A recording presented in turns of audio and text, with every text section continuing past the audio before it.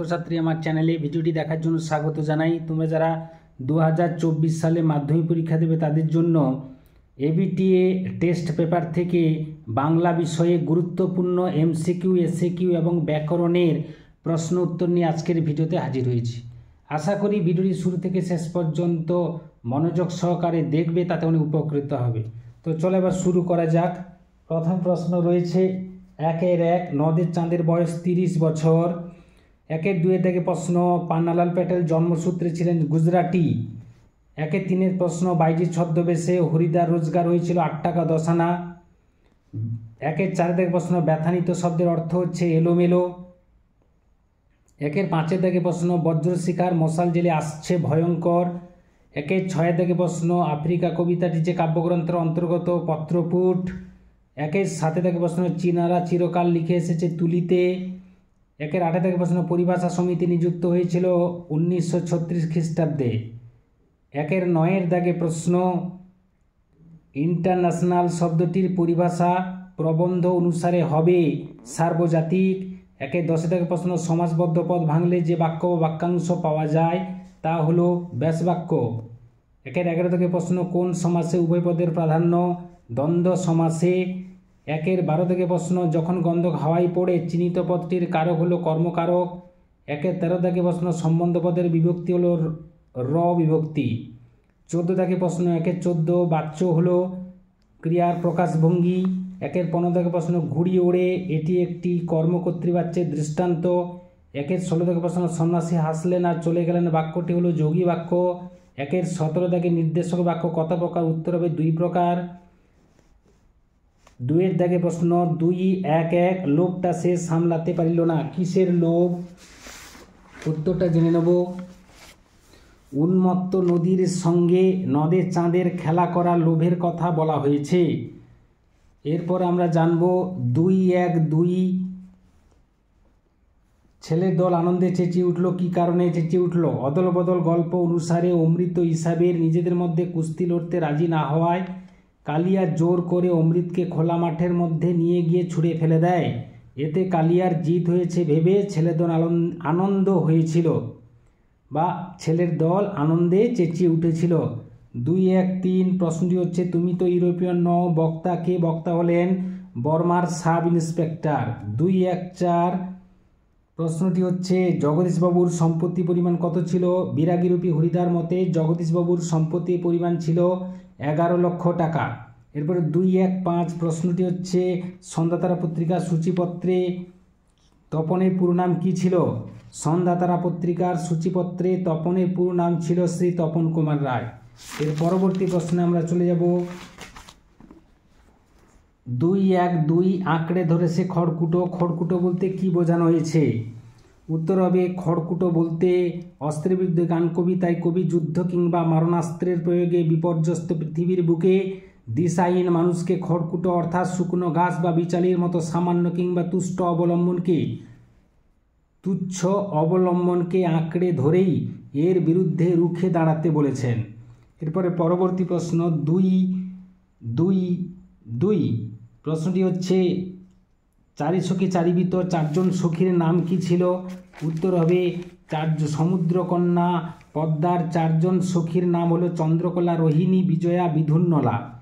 2-2-3 প্রশ্নটি হচ্ছে দেবতাবাদা যজ্ঞযূপে দেবতাকে প্রলয়োল্লাস কবিতা অনুসারে দেবতা হলেন ভারতীয় বিপ্লবীগণকে বোঝানো হয়েছে। পরবর্তী প্রশ্ন একটু বাক্য গঠনের ত্রুটি রয়েছে, সেটি হবে প্রলয়োল্লাস কবিতা অনুসারে দেবতা হলেন ভারতীয় বিপ্লবীগণ, এখানে ছেদ হবে, বাদ বাকিটা হবে না। পরবর্তী প্রশ্ন 2-2-4 প্রশ্নটি হচ্ছে বৃহন্নলারূপী কিরীটি কিরীটিকে, উত্তর হবে বৃহন্নলারূপী কিরীটি হলেন অর্জুন। 2-2-5 নিভৃত অবকাশে আফ্রিকা কী করেছিল, নিভৃত অবকাশে আফ্রিকা দুর্গমের রহস্য সংগ্রহ করেছিল।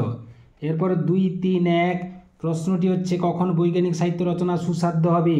ভারতবর্ষের সাধারণ মানুষের প্রাথমিক বিজ্ঞান সম্বন্ধে ধারণা অত্যন্ত কম, এই দেশে বিজ্ঞান শিক্ষা বিস্তৃত হলে বৈজ্ঞানিক সাহিত্য রচনা সুসাধ্য হবে বলে লেখকের মত।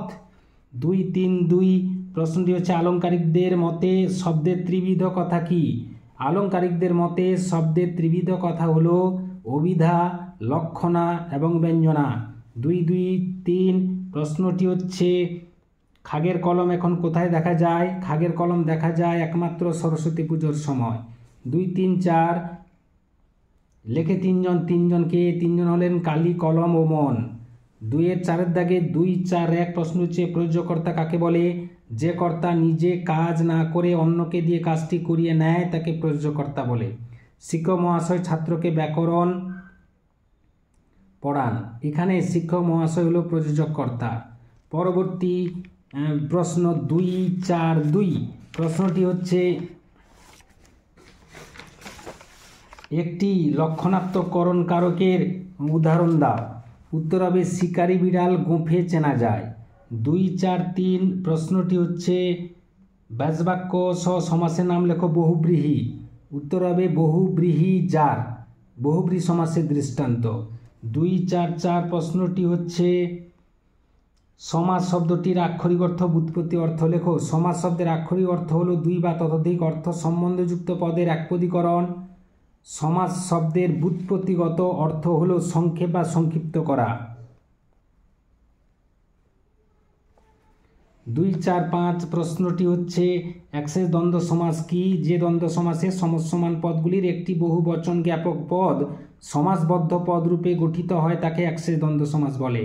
যেমন তুমি, সেও, আমি সমান আমরা, তাহলে আমরা হলো একশেষ দ্বন্দ্ব সমাসের দৃষ্টান্ত। 2, 4, 6 যোগ্যতাহীন একটি বাক্যের উদাহরণ দাও। ভারতের দক্ষিণে হিমালয় পর্বত অবস্থিত।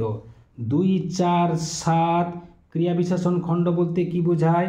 বিভিন্ন কারকবাচক পদ, অসমাপিকা ক্রিয়া, যোজক প্রভৃতি অবলম্বনে গঠিত খণ্ডকে বা বাক্য সংগঠনকে বলে ক্রিয়া বিশেষণ খণ্ড। উদাহরণ দুঃখী বছির কাঁদতে কাঁদতে ঘুমিয়ে পড়ল, এখানে ক্রিয়া বিশেষণ খণ্ড হচ্ছে কাঁদতে কাঁদতে। 2, 4, 8 প্রশ্নটি হচ্ছে সুখী হও বাক্যটিকে নির্দেশ বাক্যে রূপান্তর করো। সুখী হতে বলা হচ্ছে। 2, 4, 9 আমাকে ক্ষমা করুন ভাববাচ্যে পরিবর্তন করো, আমাকে ক্ষমা করা হোক। 2, 4, 10 প্রশ্নটি হচ্ছে কর্তৃবাচ্য থেকে ভাববাচ্যে রূপান্তরের একটি নিয়ম লেখো। ভাববাচ্যে কর্তা গৌণ, ক্রিয়াই প্রধান, তাই কর্তৃপদের সঙ্গে র বা এর বিভক্তি যোগ করে কর্তৃবাচ্যকে ভাববাচ্যে রূপান্তরিত করা হয়। কর্তৃবাচ্য যেমন পুলিশ সন্দেহ করেছিল, ভাববাচ্যে রূপান্তর করলে দাঁড়ায় পুলিশের সন্দেহ হয়েছিল। এই ছিল আজকের ভিডিও। আশা করি ভিডিওটি ভালো লেগেছে। ভিডিওটি ভালো লাগলে অবশ্যই একটা লাইক করে দিও, শেয়ার করে দিও। চ্যানেলে নতুন হয়ে থাকলে চ্যানেলটি অবশ্যই সাবস্ক্রাইব করে চ্যানেলের পাশে থাকো। ভিডিওটি এতক্ষণ ধরে দেখার জন্য ধন্যবাদ রইল। নেক্সট ভিডিওয়ে আবার তোমাদের সঙ্গে দেখা হচ্ছে।